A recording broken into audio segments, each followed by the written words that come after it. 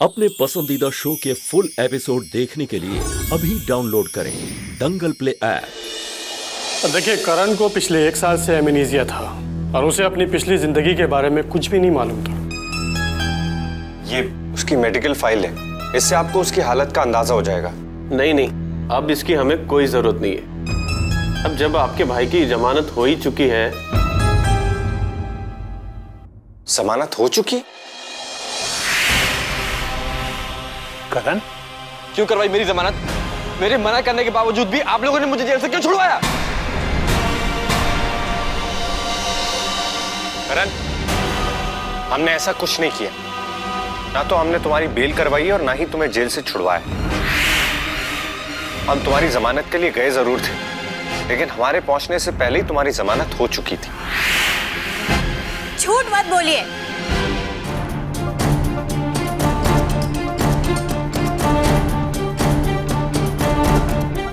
सब समझती हूँ मैं। अब आप लोगों ने मिलकर ये नई कहानी शुरू की है।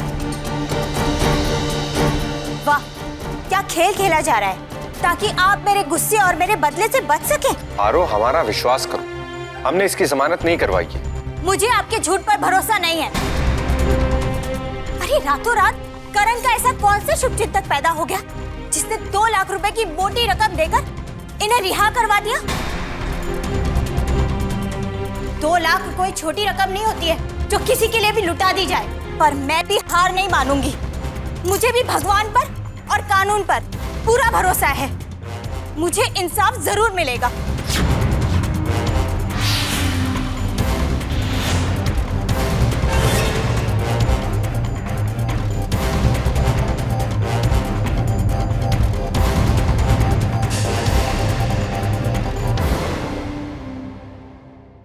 अगर हम लोगों ने करण की जमानत नहीं करवाई तो किसने करवाई?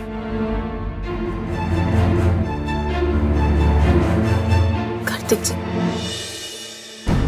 1 मिनट हमारे साथ आइएगा ना, हमें आपसे कुछ बात करनी है। बस 1 मिनट। दादाजी, मैं अभी आता हूं।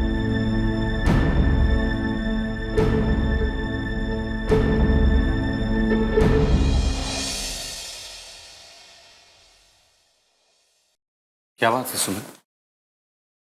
कार्तिक जी, करण जी की जमानत के लिए कितने पैसे लगने वाले थे? 2 लाख रुपए। पर तुम क्यों पूछ रही हो? इसका मतलब हमारा शक बिल्कुल सही है। सुमन, तुम खुद से क्या बात कर रही? कार्तिक जी, क्या आपको नहीं लगता है कि करण जी की जमानत खुद पारो ने ही करवाई है? ये तुम क्या कह रही हो सुमन? पारो करण की जमानत क्यों करवाएगी? मुझे लगता है तुम खामखा पारो पर शक कर रही हो। नहीं कार्तिक जी, हमारा शक बेबुनियाद नहीं है। आप बताइए, पारो को कैसे पता चला कि जमानत के लिए 2 लाख रुपए लगने वाले थे? उसने हम सबके सामने ही तो कहा था ना। ये इत्तेफाक भी तो हो सकता है ना। हो सकता है उसने अंदाजे से कह दिया हो कि हमने करण की जमानत के लिए 2 लाख रुपए दिए। नहीं कार्तिक जी, इतना सही अंदाजा कोई इत्तेफाक नहीं हो सकता है। ठीक है, तुम पारो पर अपनी नजर बनाए रखो। मैं पता लगाता हूँ कि सच क्या है, क्योंकि अगर ये बात सच है कि करण की जमानत पारो ने करवाई है तो फिर हमारे सामने बहुत सारे नए सवाल खड़े हो जाते हैं।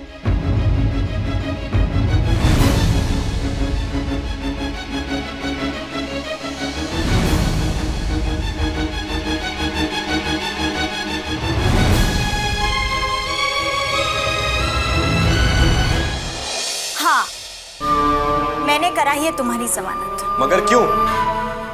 जब मैंने खुद को कानून के हवाले कर दिया था और अपने गुनाह की सजा भी भुगतने को तैयार था, फिर तुमने ऐसा क्यों किया?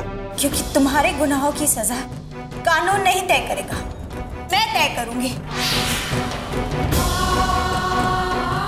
बड़ा आसान रास्ता चुना था ना तुमने, खुद को कानून के हवाले करके। लेकिन तुम्हारे गुनाहों की सजा कोई कानून, कोई अदालत नहीं दे सकती, क्योंकि तुम मेरे गुनहगार हो। आज से पूरे 1 साल पहले, कल ही के दिन तुमने मेरी बहन की हत्या की थी और अब तुम अपनी सजा भुगतने के लिए तैयार हो जाओ। तो ठीक है, तुम मुझे जो सजा दो मुझे मंजूर है। क्योंकि अपने गुनाहगार को सजा देने का हक सिर्फ तुम्हारा है। तो ठीक है, कल मुझे काली पहाड़ी के मंदिर में मिलो, वहीं तुम्हारी सजा सुनाई जाएगी, तुम्हारे गुनाहों की सजा।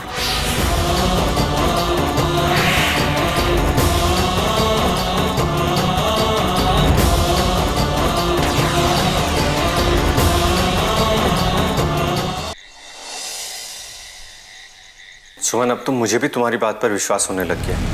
मैं जब करण की जमानत कराने पुलिस स्टेशन गया था तो इंस्पेक्टर ने मुझसे कहा कि वकील साहब अकेले नहीं आए थे, उनके साथ कोई औरत भी थी। और अगर वो औरत पारो थी तो मेरे समझ में नहीं आ रहा है पारो ऐसा क्यों करेगी। आ जाइए।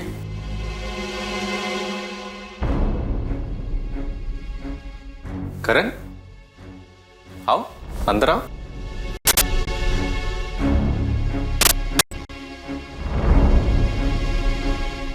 कार्तिक भैया, सुमन, मैं आप दोनों से माफी मांगने आया हूं। हो सके तो मुझे माफ कर दीजिएगा।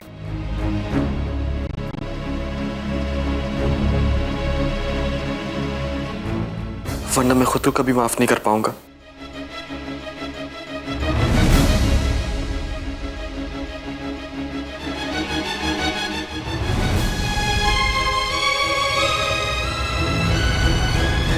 भैया, परिवार का और माँ का ख्याल रखिएगा।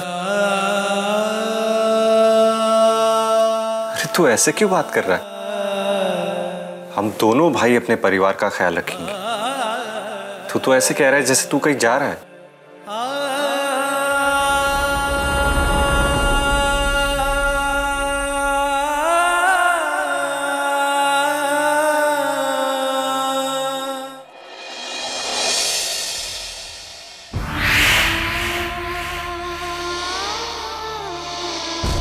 दो दिनों के बाद तुम्हारी जिंदगी का सबसे बड़ा इम्तिहान, और इस बार तुम चूक नहीं सकती।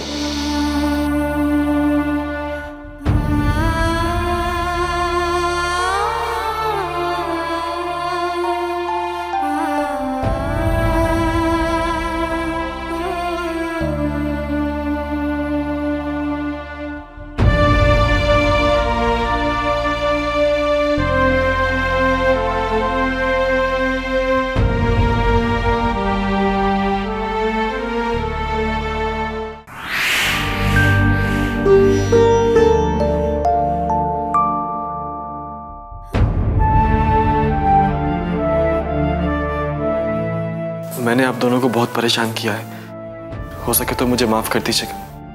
भैया, परिवार का और माँ का ख्याल रखिएगा। करण जी की बातें सुनकर हमारे मन में बहुत घबराहट, ऐसा लग रहा है जैसे कुछ गलत होने वाला है, कोई अनहोनी होने वाली है। हमें पता लगाना ही होगा कि आखिर ये सब हो क्या रहा है।